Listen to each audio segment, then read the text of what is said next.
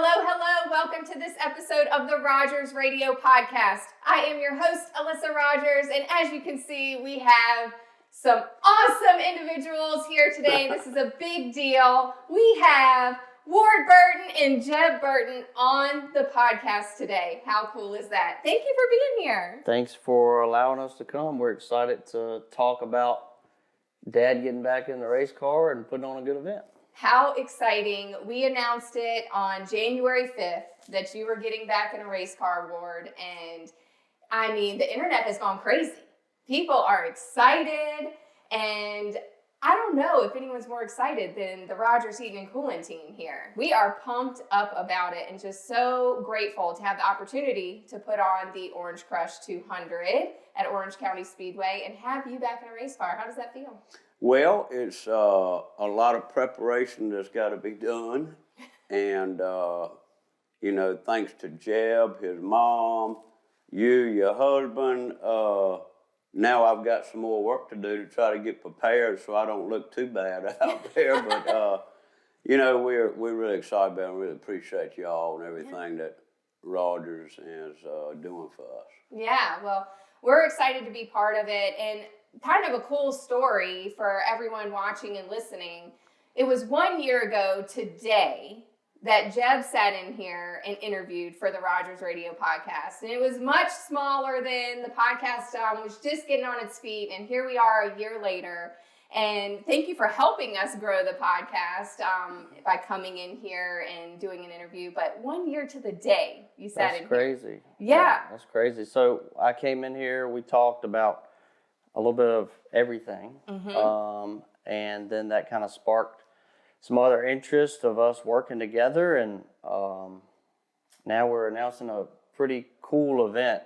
And the response from all my friends on the late model side of things, everybody's really excited because, one, it's a cool event. They get to race against Dad. They get to support Dad's foundation. But the other thing is the purse pays so well. And I know what it costs for racing, and local late model shows don't pay enough. They don't pay enough. You barely cover your team, your motor bill, and your tires. And this is what late model racing should pay every week. Yeah. So I'm hoping this brings awareness to racing's expensive, and the drivers and car owners deserve to make a living doing this. And it's so I'm excited about that. It's going to be a good event.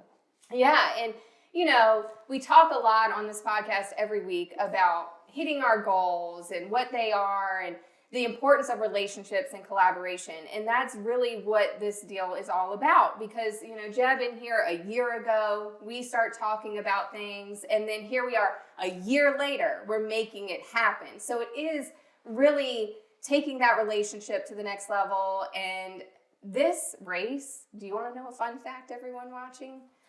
This race was thought about and the vision came about in the Food Lion in Centerville in South Boston, Virginia. We were talking about different things that we could do, hadn't really figured it out, and then we saw Jeb. Joey and I were in Food Lion. We saw Jeb in there, and we said, how do we get Ward back in a race car? How can we make something like this happen? And this is where the idea happened, in the aisle at Food Lion. Well, I've been thinking about trying to put something on like this, but it all didn't make much logical sense. And then to see, you and Joey's ambitions and y'all do all kind of cool things, and you want to grow the company. And I think this was a cool, unique way that no other company that I know of is doing anything like this. So I'm hoping that it brings a lot of awareness for Rogers and also Dad's foundation. And this can be an event that we can do every year. Yeah. That's what I'm hoping. That's the hope. And so I hope you guys are excited about it and plan to attend on March 28th because it's going to be a great event. But I can't have the two of you here and not talk about kind of the racing side and the past a little bit. So we're going to get into some questions here. And, Ward, you won the Southern 500. You won the Daytona 500. You're following in your dad's footsteps. Trying. Yeah. And you won at Talladega last season. Let's go. Yeah, that was a big day. Big wins here. Yeah. So can you both share your proudest moments in racing so far? It's really, really easy for me when Jeb won the truck race, 2013 in Texas. That was the most excited I've ever been in a race. So, he's had a lot of struggles since then with finding the right financial support, but seeing his grit and determination and his work ethic and treating others the way that he wanted to be treated has been just a joy for me. It's made me really proud. So, look, I was lucky to have some success in the sport. Had not been quite as loyal as I would have had more support, but it's what I felt like I should have done at the time. But really proud and thankful of all the people that helped me. Yeah. What about you? Probably last year's win, just because I went through a bunch of stuff. Really, this time last year, and to go back and kind of show that I got past things in my life that I didn't need, and kind of battled through it, right? So that was big, and then to rejuvenize my career, and I'm with a small team. So to be honest, the team that I'm with isn't expected to win. We're an underdog every single week, and to win with that team is a bigger. It's like winning 5 races in a really good car. Yeah. Because of what the situation is. Because racing is about money and technology, and if I was in the best car every week, I would have a lot more opportunities to win. I mean, it's just obvious. And Alyssa, just to emphasize what he's saying, I'm sitting there watching it on TV, and unfortunately, me or his mom wasn't there. I can't watch those races in the presence of his mom. Let's talk about this. Well, so, she just jumps up and down, screams and stuff. Next thing I know, I think he's done gone over the other side of the wall. It's just because something might have happened, but it's just a lot of reasons. But anyway, that moment when he crossed the start-finish line, it literally took me. So she's looking, I'm looking, and we had converged in the same room. And it takes me a moment to process it. Literally to process it. And I see it. But her screaming, her emotional screaming. So it just, that's how emotional it is. And racers and people that care about the racers and their teams and just everyone from the bottom of that ladder to the top of that ladder, it's an emotional ride. And you add on that sport, there's an element of danger. Particularly when I was racing. There's a lot of people got seriously hurt, a lot of fatalities. So, like at Talladega when he won, you're processing all of this. And you try to process it slowly, but the race isn't going slow. So anyway, it's a real emotional thing. And back to Jeb's point, for Rogers to have this kind of purse that these local guys can race for, that's awesome. Right. And we want to have a good show for them, a good opportunity for them to show their talents, and hopefully have a good, hard-running race. So thank you so much for everything you and your husband and staff are doing to make that happen. Absolutely. And you're talking about the emotions of when Jeb won, and now you're getting back into a race car. What advice has Ward given you that's been so helpful in your racing career? And then what advice are you giving Ward as he gets back into a race car? What advice are you going to give me? What advice you got? We haven't really discussed all of that yet. I don't know. I think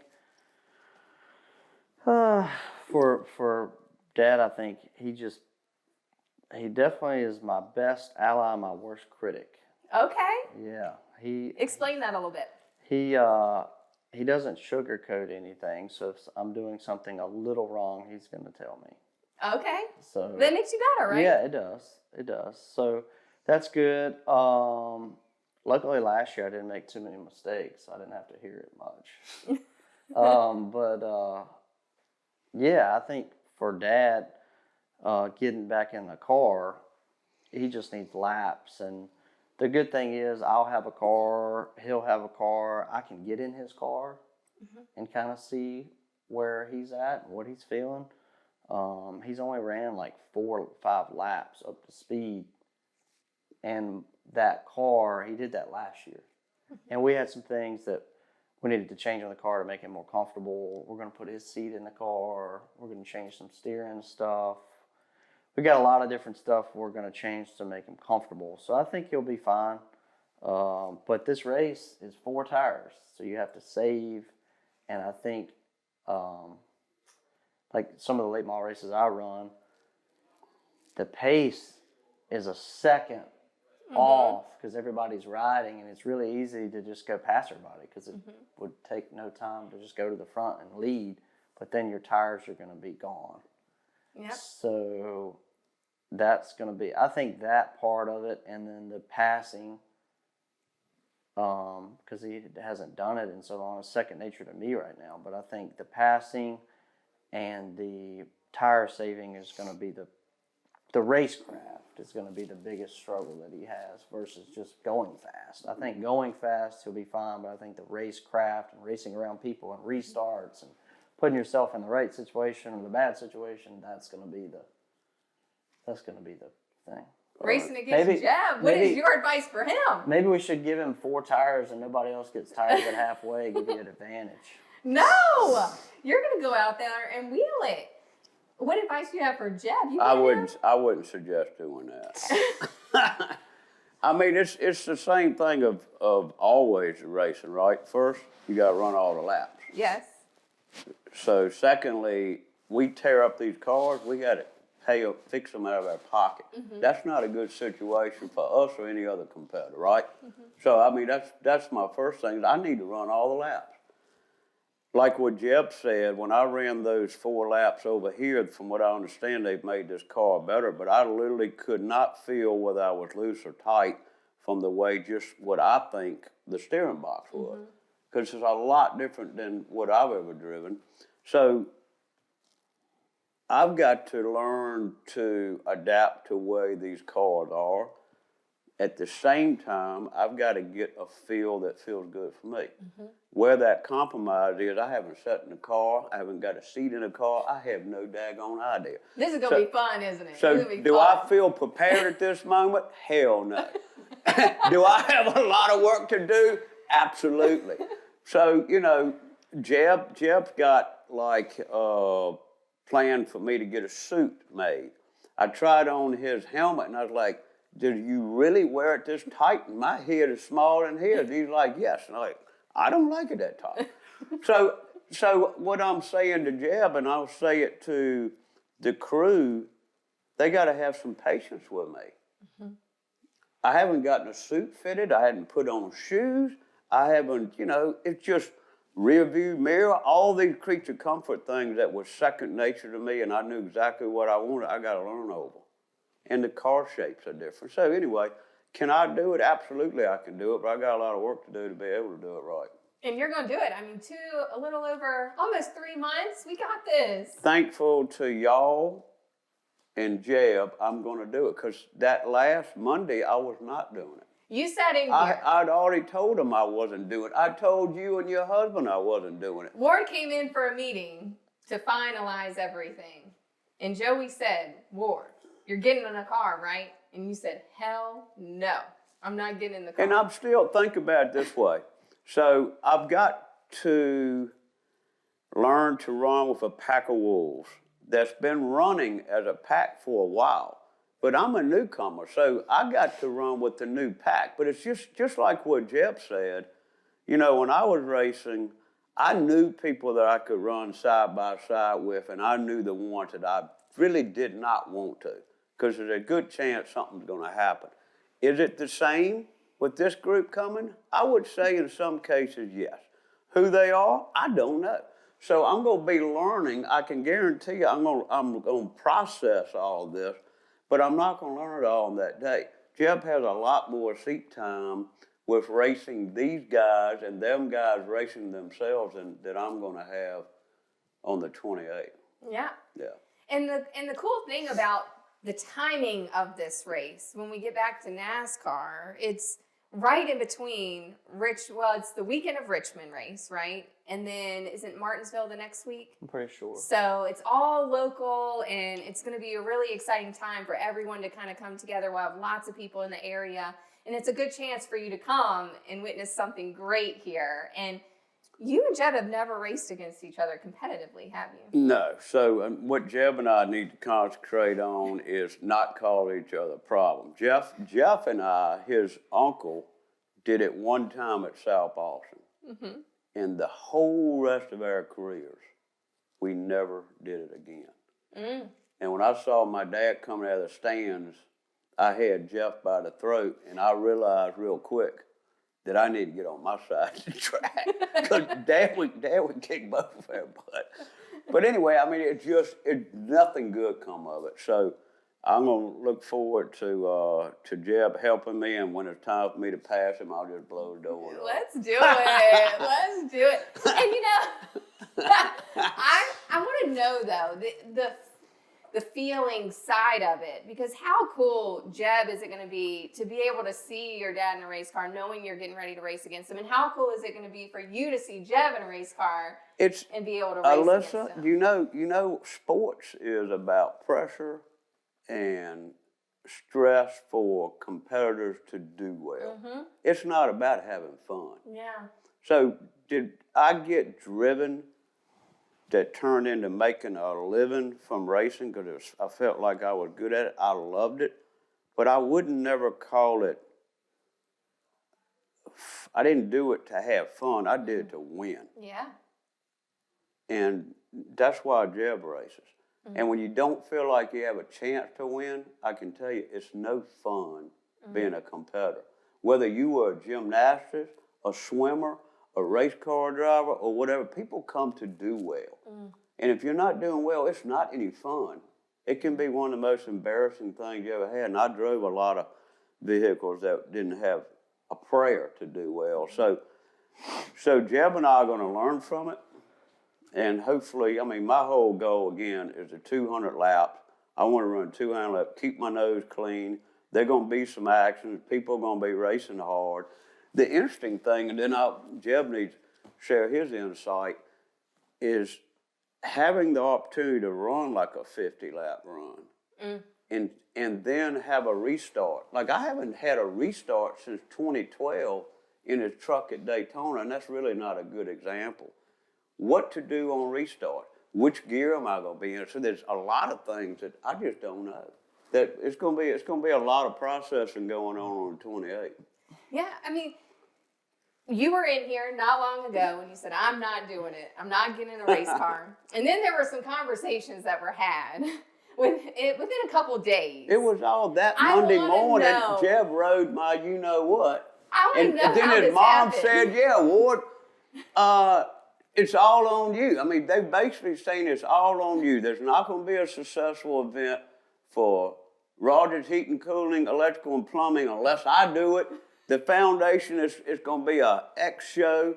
So I finally said, I threw the towel in. Okay. That's what happened. That's exactly what happened. Is that what happened? Mom helped push it over the edge. Yeah, yeah. I asked her the other day how she was feeling about it. She said she was excited. I think it'll be good to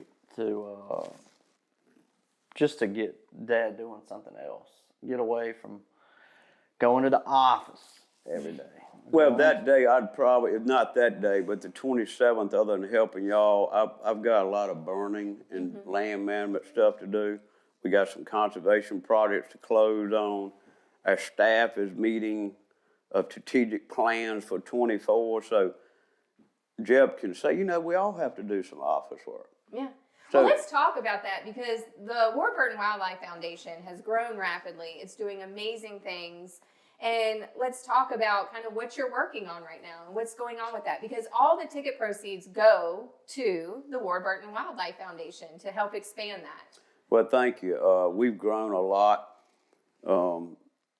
I've got a wonderful staff, been a loyal staff for well over almost 2 decades with one guy in particular. Jeb is always thinking of ways he can help. Sarah came on board last year, and just to let you know, it's not a family-run organization, but like I asked Sarah when she called me, I said, why do you want to do it? She said, Dad, it's my legacy too. I can't hire that passion. Correct. No different than your passion for your husband's dream with y'all's company. So I'm just tickled to death of our leadership. And, you know, we've just accomplished a lot for conservation of natural resources. We've helped other landowners or with our land conserve in Virginia probably 35 to 45,000 acres. In other parts of the country, tens of thousands of acres. We have great conservation models where we use forestry practices and all those type of ways to diversify habitat. So when it comes just for what we are as a conservation organization, you know, having cooperative agreements with the National Guard and running military bases and keeping properties compatible for the military mission, that has been an honor, you know, and be able to work with men and women that serve their country currently on a daily basis and help them with their efforts is just phenomenal. Never would have thought we'd have been there. So with that, you know, early on, we saw real quick where we could make a difference in veterans' lives by using properties and having outreach. So we've been doing that. This will be the 19th year. We got some great partners like Project Healing Waters we work with. And then our youth outreach. The youth outreach kind of floundered a little bit from the COVID virus, but we're passionate about it. We do probably a dozen projects a year with youth, but man, we're growing. We're growing, Alyssa, and we're just getting started. Yes. Yeah. And we see it, and thank you for everything that you do. Thank you. For the foundation and being able to bring that to people in need. It's really great. And this event's going to be great. How are you feeling about it? I'm excited about it. Excited? Yeah, I'm excited. I was actually going to race. It's happening. I was going to race another late model race in February, but then we got this done. I was like, I'm not doing that anymore. Yeah, we got to get ready. Yeah. And so let's tell everyone about the race, what they can expect race day, where we can get tickets. And so the race is Thursday, March 28th. Orange County Speedway. And it'll be a fun day. We'll have lots of events. We'll be releasing the agenda for the day very soon. And I mean, we're going to sell this thing out. So everyone needs to get their tickets early. Yeah. It's going to sell out, and you can get them at orangecrush with a K race.com. So we'll put that on the screen so you can see orangecrushrace.com and get them early because it will sell out. And what is the race roster looking like right now? We got Jeremy Mayfield coming. Dad used to race with. Peyton Sellers, I've raced with a lot. Deke McCaskill's won a lot of late model races. Terry Deese won a track championship down there, and a bunch of other late model stars are coming. So might be some other Cup drivers coming. We're still waiting to hear on that, but should be an action-packed race. It is. It's going to be a lot of heavy hitters there, and to win that race, your car better be pretty good. Yeah, and when we were talking about this, it was Orange County Speedway. And we're like, this is a perfect fit. You've wanted Orange County Speedway, and you know, we're really excited to be able to partner with them and them allow us to do this. So let's talk about that a little bit, because a lot of people are saying, okay, so what was the decision around Orange County Speedway? I just feel like Orange County's been neglected over the last 20 years, just because they're not a NASCAR sanctioned track. I don't feel like they get the recognition. I don't feel like people go there and race as much. It's a cool racetrack. It's only 45 minutes away from it is so cool. South Boston here in town, and I feel like it's got a lot of heritage there. Used to race Xfinity races there. So that's why I picked that track. I actually had the track record there for a long time. And actually the Cars Tour series broke my track record, but technology and all that, the cars are a little bit different now than when I set that. But yeah, just wanted to do something outside the box, and it's still local. It is. And we're trying to, I believe Rogers is trying to expand too out of just That South was a big Boston. decision for us too. I mean, So- we're expanding into northern North Carolina this year. We're really excited. And so it was a perfect fit. We're still very in our community in the Halifax County area and the surrounding counties, but that expansion that we're talking about every single year is very important to us. So we are expanding into northern North Carolina. And when you said Orange County Speedway, we said, okay, well, Makes this sense. is a good fit. Yeah. So. Yeah, it was neat to put it all together. There's a lot of work still to be done. We're gonna try to get Dad in a race car in a couple weeks to start testing. So my car is a bare chassis right now. It's Okay. gotta be totally put together. It's a brand new car. Dad's actually gonna be racing a car that we've had for 2 years. It's already put together. It's a pretty good piece, and all they gotta do is put a seat in. So. It's a great location back to Orange County. Yeah. So it's in actually what you call Rougemont, North Carolina. So it's what, 8 miles out of Roxborough, probably 20 minutes out of Durham. So it's a really good strategic location. Got plenty of parking room. So it's going to be a fantastic event, and to help y'all and others learn about y'all's company. So. Awesome opportunity. It is a great opportunity, and although this is the Rogers Heating and Cooling Orange Crush 200, there are lots of opportunities to sponsor and to get involved in this race. So make sure you reach out to us, and we'll be sending out lots of information of ways that you can get involved if you're watching or listening right now and say, hey, I want to be part of this. You are able to do that. So for sure, reach out to us, and we will make sure that we get some promotion for you as well, and you can have fun with us. And I'm just super excited to do this with you guys. I think it's going to be the best time ever. And we are honored to be able to be part of this epic event. History is going to be made. Ward's getting back in a race car. You're going to do great. You're going to do great. Everyone's going to have a great time. And we just appreciate you guys a lot. Well, we appreciate you. We wouldn't be able to do it without you. No. So y'all made it happen. So hopefully it's a great event, and we can put on a good show, and we're working on ways that people can watch it all over the place. So we got a lot of cool things we're working on. It's really awesome of what's all coming together. You know, the team that we have that's putting on the own track racing for all of us is second to none. They do it all over the state of Virginia and North Carolina. So it's going to be fair for all the competitors. And you're right, Lisa. It's a great opportunity for other companies to get involved. But y'all come on out and go online and get your tickets. Yeah. We'll make sure that you leave that day not disappointed. Yes, absolutely. And thank you everyone for listening. Go get your tickets at orangecrushrace.com, and we hope to see you there. We're excited to have fun. We'll be releasing some more announcements here as the event gets closer. You don't want to miss it. I promise it's going to be epic. Thank you for listening and watching this episode of the Rogers Radio Podcast. We will talk to you next week.